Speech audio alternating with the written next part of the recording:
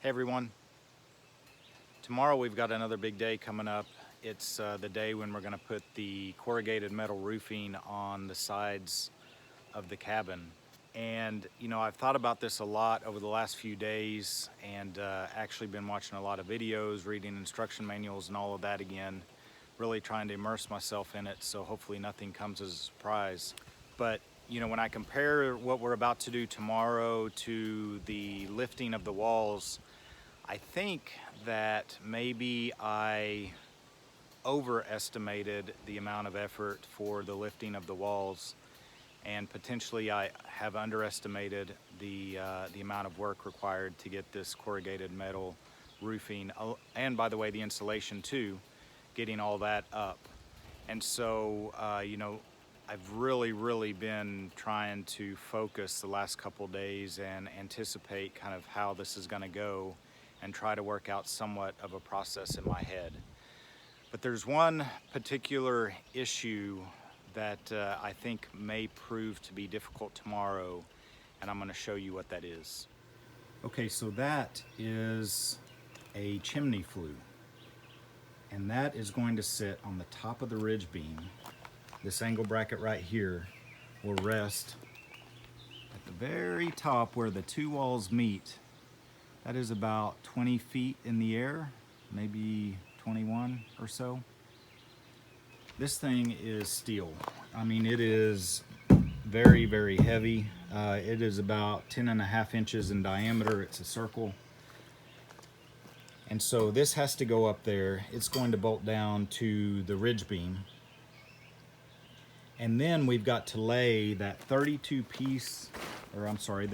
foot piece of metal roofing that you saw us move here a couple weeks ago when the cabin arrived.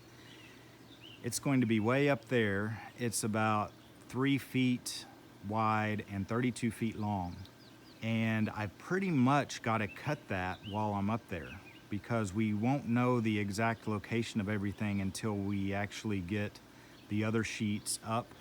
So we'll start at the bottom tomorrow, work our way up, and then the very last sheet will be the one where I'll have to account for this chimney flue. So you can imagine that's kind of going to be a little difficult. I'm very thankful that I still have the scaffolding. I had rented that for a month, and you saw that on a previous video when we did the lifting of the walls, because that will go actually all the way to the top. So that's going to help significantly, but it's still going to be kind of an interesting, I don't know, I may have to be somewhat of an acrobat up there trying to hold this 50, 60, 70 pound piece of metal while I'm trying to also move that corrugated metal around to find out the exact location where I need to cut a hole. And obviously this is pretty important, right? Because I don't want extra holes in the roof, because that could eventually lead to leaks. So this is going to be interesting. So in order to maybe make this a little more scientific rather than art, what I've done is I have got up to the top of the roof, and I've estimated the slope of the roof at that location where I'm going to be putting that chimney flue as about a 412 slope, which isn't very steep. And what I've done is I've replicated that here with this piece of plywood and those two cinder blocks. And so then what I did was I held this chimney flue against it. I'm not sure if you can see my markings, and held it level, and then drew an outline of what I think the hole will look like, because it's going to be more oval, right? Because of the slope of the roof, it's not a full circle. Otherwise I could just set that chimney flue on the corrugated metal, outline it, and you know, cut it now essentially. But because it's going to be more oval shaped, I can't do that. So I've tried to replicate that oval shape using this method, and now what I'm going to do is use a jigsaw to cut that out.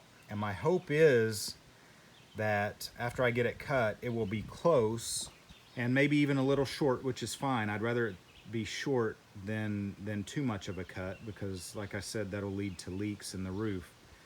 But my goal is to cut that out And then once I have that oval shape, if it's pretty close, then tomorrow I can actually use that when I'm up on the scaffolding. I can use that to and outline that oval shape on the corrugated metal where I need that to be, and then cut it out there. And I think that that will help significantly.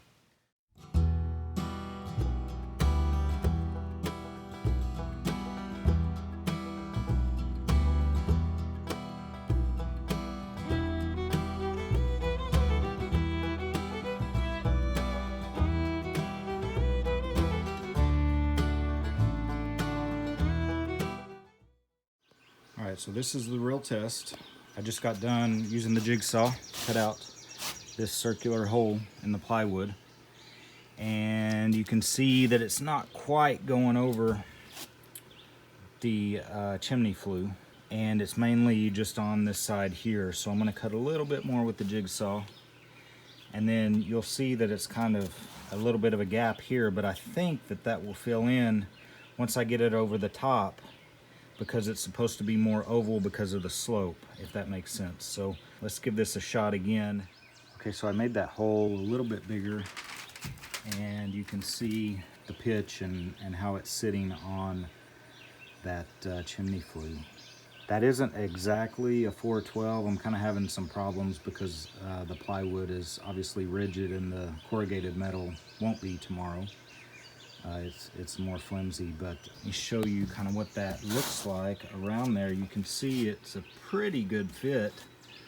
In a few places it's probably just a slightly too big, but I think that what this is telling me is I think my idea will work, and what I can do is use that circle that I just cut out of the plywood as a go-by. And what I'll do is I will use a marker or something to kind of circle that on the corrugated metal tomorrow, and then I'll just make sure that I cut on the interior of that line, you know, to make it maybe a little smaller of a circle, to make sure that everything is nice and snug and hopefully don't have any leaks up there. Of course, we're going to have some flashing, and we're going to use some high temperature silicone caulking and all of that as well, but don't want to have any unnecessary gaps. Here I am doing a pre-run with some of the scrap metal that came along with the arch cabin kit. In fact, this brings us to our hippie word of the day, which is practice. And I define as making sure the first time you cut a hole in metal, it isn't on your permanent roof.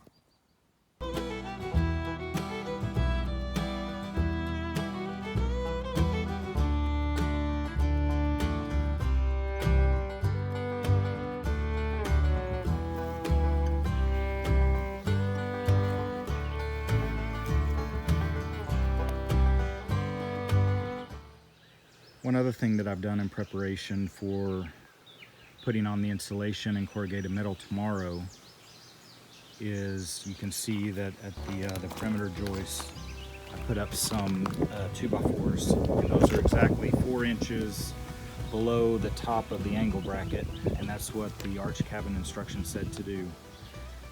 And what that will do is that will kind of provide a level and stable surface for us when we put on the first piece of corrugated metal tomorrow. That'll hopefully make sure that everything is kind of level where it should be, 4 inches, you know, going down 4 inches below the top of the angle bracket. And then once we get that first one secure, theoretically, all the others that we put up, they will kind of rest on that, and you know, there should be just some minor adjustments, probably 1/8 of an inch here, 1/4 inch there, that we have to make on those upper pieces of corrugated metal. I'm also renting an electric lift tomorrow, and I'll be in that. It's an articulating lift. It will go out about 50 feet, and I think our plan is to kind of put it there at the end of the cabin, and then just kind of stretch it out long ways, this 32 feet, and that will allow me to go in and bolt the corrugated metal to the ribs every 2 feet or so. There's a lot going on tomorrow. Like I said, I may have underestimated this task. I'm confident we'll get it done. The real challenge is going to be that chimney piece, but you know, we'll get to that when we get there. Wish me luck, guys. Take care.